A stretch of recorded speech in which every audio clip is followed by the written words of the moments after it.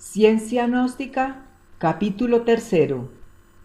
Pregunta: Maestro, ¿qué le sucede a la persona que conozca la práctica del arcano y la utilice para profanarla?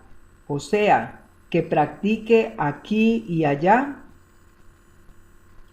Respuesta: cada cual debe responder por sí mismo. Si una persona de estas va a hacer mal uso de la enseñanza que está recibiendo, la ley lo agarra por delante y lo vuelve nada. Esos elementos que hacen esto se están quemando ellos mismos, se han metido a la hoguera y a esos no los salva nadie. Pregunta: ¿cómo se puede entender el hecho de que la gran ley es la que le concede esposa a cada hombre? Respuesta: hay una gran diferencia entre un hombre verdadero y una imitación de hombre, tal como nosotros. A nosotros como diablos se nos da una diabla. Eso por un lado. Por otro lado, ha habido mucha especulación y comentarios sobre las almas gemelas. En realidad, lo que le sirve a un gnóstico es una gnóstica que acepte y practique los tres factores. Cuando una pareja comienza a trabajar con los tres factores, viene entonces el amor y la comprensión. Entonces nace el verdadero amor. De modo pues que para mí la media naranja es una mujer que trabaje con los tres factores de la revolución de la conciencia. En realidad no es que nos la den, sino que la hacemos nosotros. Pregunta: ahora, maestro, en la fase C, cuando se vaya a entregar la práctica del arcano, sería bueno que a las damas se la entregara una dama. ¿Qué dice al respecto? Respuesta: claro que sí, eso es mucho mejor, las damas con las damas, casadas y solteras, y los varones con los varones, casados y solteros. Pregunta: quisiera, maestro, que nos aclarara esto. Resulta que en cierta obra dice que la dama que es soltera puede practicar arcano en los mundos astrales con un deva y que el soltero varón puede practicar con una dakini. Entonces, ¿cómo es eso? Respuesta: la realidad es esta, que para poder transmutar en otras dimensiones se necesita un grado de conciencia superior. Ya esto es para maestros muy bien hechos, no es para principiantes, porque si no se va a meter en cualquier caverna, a un templo de magia negra, a practicar, a fornicar allá, y después cree que está practicando la alquimia, y eso es absurdo. Esto es únicamente para maestros. Pregunta: por eso es que muchos solteros dicen por ahí que no quieren casarse, que quieren eliminar el ego para ganarse una dakini. Respuesta: deben casarse aquí. Se habla de la parte tridimensional, física, y es aquí donde se ponen las bases fundamentales para impulsarse uno hacia arriba. ¿Usted podría tener una casa sin las bases? No se puede, ¿verdad? Bueno, eso somos nosotros, una casa donde tenemos que poner las bases. Pregunta: ¿qué pranayama recomendaría usted para solteros? Respuesta: el de pararse en la cabeza con el mantra Han Sha, el pranayama egipcio. Estas dos prácticas son muy buenas. Ahora, Realmente, si el soltero quiere meterse por el camino iniciático, necesita casarse. Como soltero, no puede llegar al camino iniciático. Pregunta: Maestro, ¿qué nos puede decir sobre el Vajroli Mudra, que es una práctica de transmutación? Respuesta: esa práctica no es aconsejable porque está muy expuesta a caer en la masturbación. Pregunta: Maestro, ¿el arcano debe ser entregado por personas casadas? Respuesta: pues prácticamente lo más lógico es que sea un casado que tiene experiencia. Pregunta: ¿se evita con el pranayama las involuciones a que está sometido el esperma? Respuesta: con el pranayama en realidad no se puede evitar eso, sino únicamente con el arcano. O sea que el sistema de transmutación para soltero, el pranayama, es apenas un ejercicio que no le evita a uno ningún problema. En otras palabras, los problemas le vienen al soltero, porque le vienen. Pregunta: o sea, maestro, que si nosotros queremos verdaderamente entrar al camino iniciático, ¿tenemos que casarnos obligatoriamente? Respuesta: claro que sí, todo el mundo. Ahora, el verdadero matrimonio, ante las jerarquías, es una pareja que aprenda a transmutar sus energías. No son las ceremonias que se hacen aquí, plano físico. Estas ceremonias solamente sirven para llenar requisitos con las leyes de la tierra, con la sociedad que llaman. Pero ante Dios puede haberse casado 7 veces aquí, en el plano físico, por todas las iglesias que les dé la gana. Pero si no son castos, no valen 5 centavos allá. Entonces, que quede entendido que es la castidad la que se mide y se pesa.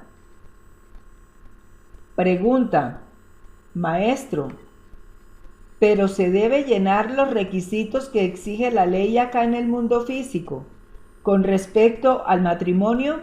Respuesta: ante la parte social tenemos que cumplirlo, porque vivimos en un mundo donde hay leyes y no vamos a escandalizar. Sería un error no cumplir con estos requisitos, ya que nosotros no vinimos a violar las leyes, sino a cumplirlas.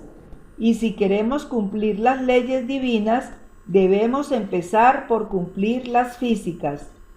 De modo pues que el verdadero matrimonio ante la logia blanca es una pareja casta que estén trabajando, transmutando sus energías debidamente, y eso es lo que se tiene en cuenta. Las demás ceremonias del mundo allá no valen nada si no se trabaja debidamente con la castidad. Esta es la verdadera ceremonia y el verdadero bautizo. Pregunta: entonces, maestro, ¿el verdadero bautizo es después del matrimonio, no como lo celebran muchas sectas? Respuesta: después del matrimonio, así es. Ahora el verdadero bautizo es cuando ya sube el fuego al cáliz sagrado. Este es el verdadero bautizo. Cuando se levanta la primera serpiente, ya es bautizado con fuego, como lo dice Juan. Pregunta: ¿cuál es la edad aconsejable para contraer matrimonio? Respuesta: ya prácticamente a los 18 años de edad pueden casarse y formar su hogar. Pregunta: cuando se presenta gestación, Sabemos que no se debe practicar el Sahaja Maituna, pero ¿cómo se sabe los primeros meses que existe gestación para poder retirarse de la práctica? Respuesta: bueno, prácticamente tienen que darse cuenta porque esto es muy notorio. Pregunta: maestro, ¿cómo debe proceder un estudiante gnóstico cuando su esposa quede gestada? Respuesta: cuando la esposa queda gestada es intocable. El varón debe transmutar sus energías como soltero, pero nunca ir a tocar a su mujer. Pregunta: maestro, ¿nos podría usted orientar sobre el Sahaja Maituna? ¿Cómo debemos realizar este trabajo tan indispensable e importante para la liberación? Respuesta: muy bien. Voy a hablarles en una forma concreta de la experiencia adquirida por medio de la gnosis. En realidad, de verdad, sobre la práctica del Sahaja Maituna, el venerable maestro Samael entregó todas las claves para que cada cual saque o adquiera la experiencia propia. No desmenuzó totalmente esto porque se llevaría muchos volúmenes. Al comienzo, todos tenemos problemas en la práctica. Yo tuve graves problemas también en la transmutación. Una vez llamé al maestro Samael para decirle que yo no me rebelaba contra la gnosis, que sabía que esta enseñanza era real, por lo que ya había experimentado. No dudaba de él, porque tenía el conocimiento de que era un verdadero maestro, pero que en el campo sexual no podía, que a pesar de que luchaba y luchaba, duraba 6 meses o un año y después venía una caída, y esto me desmoralizaba todo. Entonces yo dije: en primer lugar, no debo ser un hipócrita. Siempre me ha gustado la franqueza. Y le dije al maestro: yo no sigo, no quiero ser de estorbo para los demás, para aquellos que quieran servir. Mejor me aparto, pero no quiero ser un hipócrita metido en la organización, siendo un tipo que no he podido ser casto. De modo pues que mejor me retiro. Entonces me dice el maestro Samael: luche que sí lo logrará. Esto fue todo lo que me dijo. Buscando entonces por dónde estaban las deficiencias mías, hallé en el terreno práctico donde se encontraban las debilidades, y lo primero que descubrí fue la mente. Las caídas sexuales vienen por la mente. Eso es un hecho. Cuando se está practicando el arcano, nunca se debe llevar a la mente al sexo opuesto, porque inmediatamente se mete al yo de la lujuria y va la caída. Debemos tener mucho cuidado. Bueno, a todo esto adopté el sistema de la concentración en mis glándulas sexuales para tener ocupada la mente en un pensamiento. Como les he dicho, la concentración es muy poderosa. La concentración y la imaginación juegan un papel muy importante en la práctica del arcano. Concentrado uno en sus glándulas sexuales e imaginar que empieza a hervir esa energía. Entonces, los vapores que se van formando como una corriente de oro puro comienzan a penetrar en forma de un hilito por la médula espinal, vértebra por vértebra hacia arriba, hasta llenar el cáliz sagrado, y de ahí pasa al corazón. Luego se expande en luz. Cada vértebra por donde va ascendiendo la energía se va iluminando. Por eso digo que es indispensable la concentración y la imaginación en la práctica del arcano.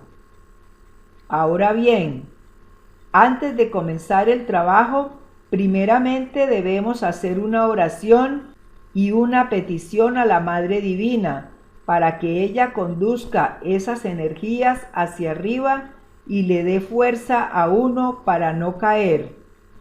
Deben tener muy en cuenta en la práctica del arcano que la mujer es pasiva. Entonces el varón, que verdaderamente tiene sabiduría, debe utilizar las caricias para preparar, encender el fuego y así estar aptos para la práctica. Obviamente, la pareja debe estar en completa armonía. Como un segundo aspecto, la concentración en sus glándulas sexuales, cada uno en lo suyo, tal como lo he explicado anteriormente, la mujer en sus ovarios y el varón en sus gónadas.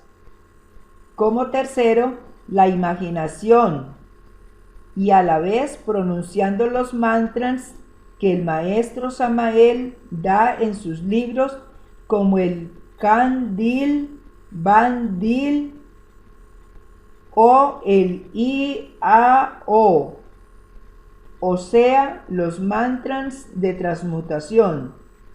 Si ustedes lo hacen así, estoy seguro que les dará buenos resultados. Para mí es un hecho esto. Estas explicaciones que estoy dando son parte de la experiencia vivida. Pregunta: ¿esta explicación que usted ha dado es explicable para la dama también?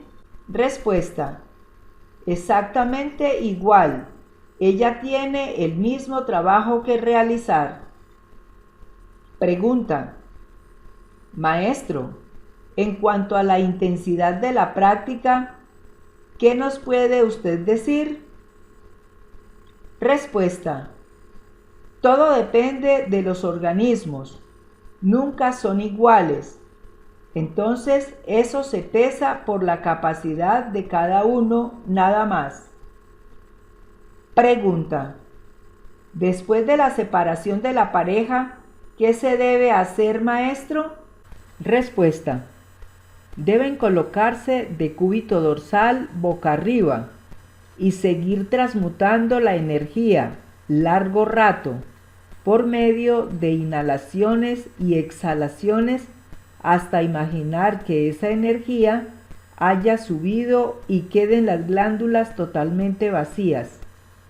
La oración a la Madre Divina es indispensable para que ella haga ascender esa energía. Recuerden la concentración y la imaginación en el trabajo. Pregunta: ¿cómo se aniquila el yo en el trabajo del Maituna? Respuesta: bueno, en la unión de dos fuerzas nace una tercera fuerza que es el querubín, una parte de la Madre Divina. Un querubín es una criatura de puro fuego, con todos los poderes sobre la naturaleza. Entonces, en esos momentos se le debe pedir a ese querubín, o sea, a esa Madre Divina, para que elimine tal o cual ego que uno ha descubierto, ha analizado profundamente.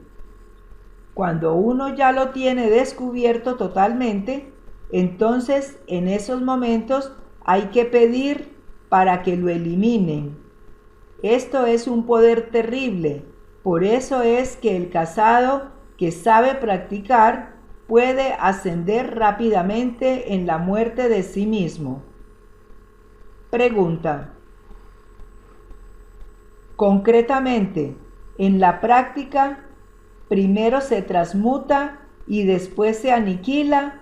¿O cómo debe hacerse ese trabajo de la aniquilación? Respuesta: miren, cuando ya se ha transmutado bastante energía, que hay calor suficiente, es cuando está esa fuerza en acción, y es ahí cuando se debe pedir inmediatamente. La petición de aniquilación no es largo rato, eso es rápido, instantáneo. El trabajo que realiza esta criatura, el querubín, es rápido porque tiene un poder terrible. Pregunta: Maestro, mucho se ha especulado sobre los hijos de la luz.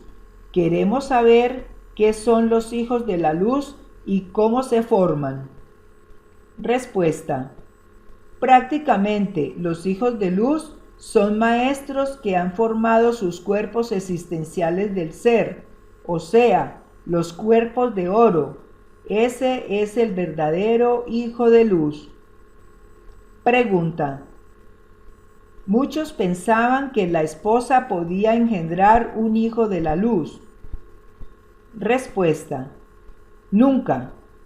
Un caso de escape, hablemosle, es muy diferente a un hijo de luz.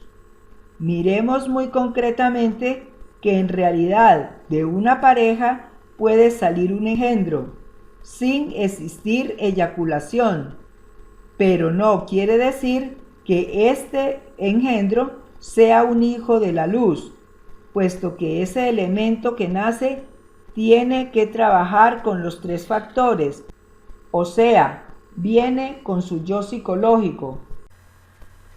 Puede ser ese elemento un bodhisattva, pero sin embargo tiene que realizar su trabajo aquí físicamente.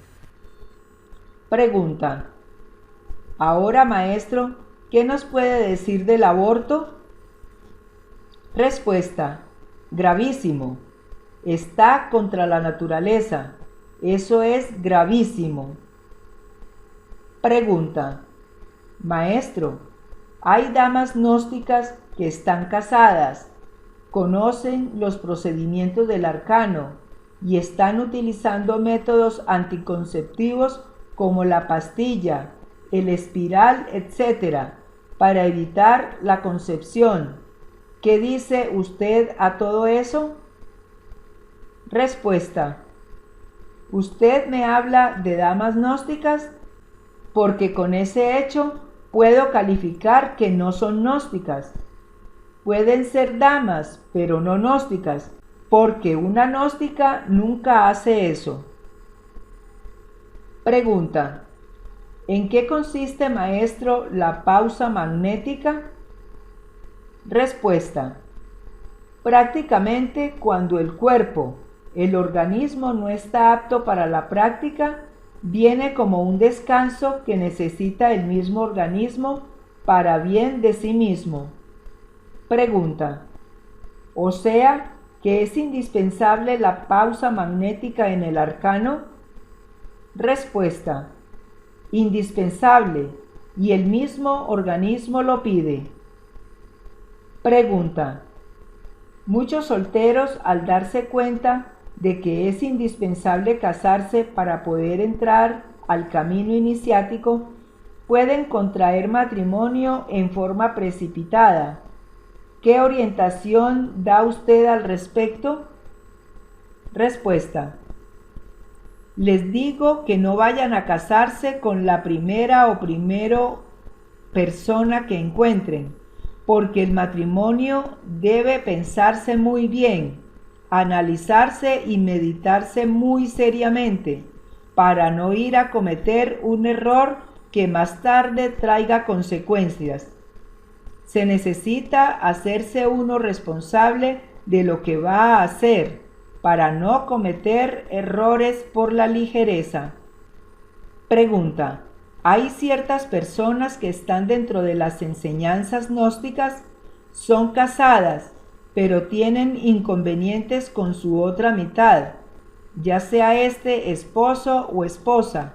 Es decir, uno acepta la enseñanza, pero la otra mitad no. ¿Qué dice usted, maestro?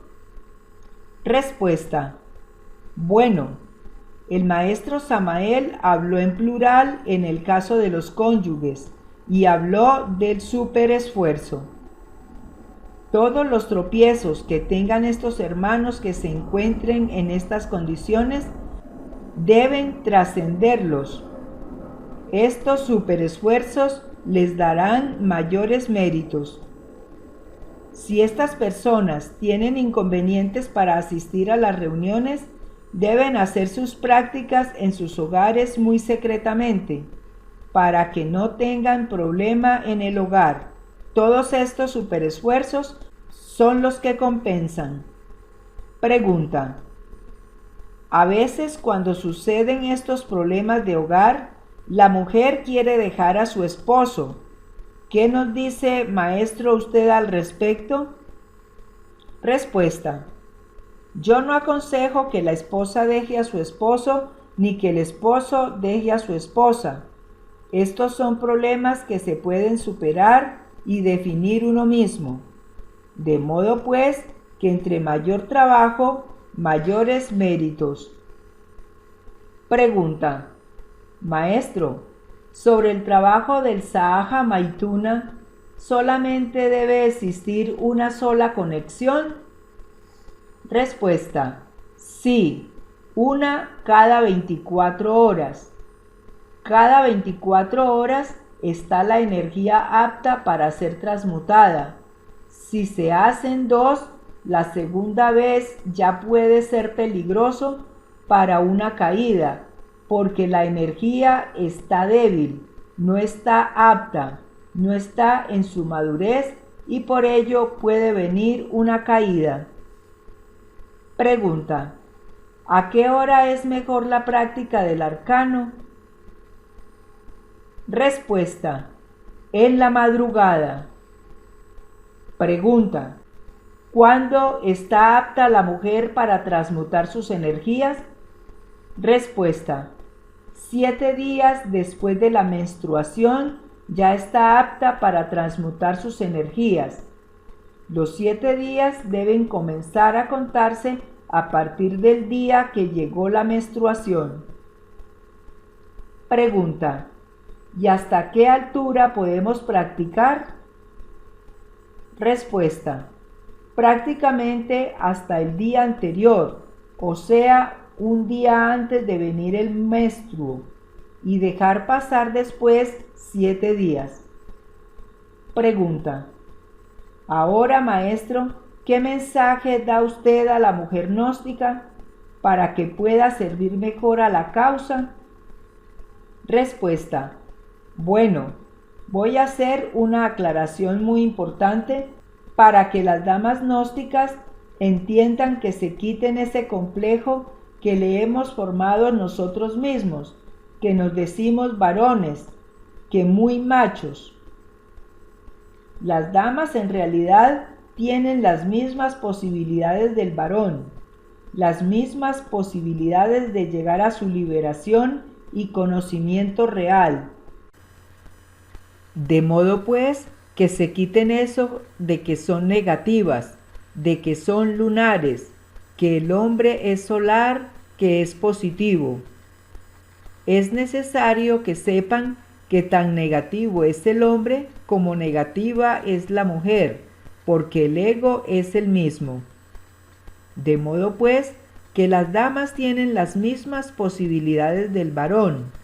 Quítense esos complejos y láncense a trabajar con los 3 factores y verán los resultados.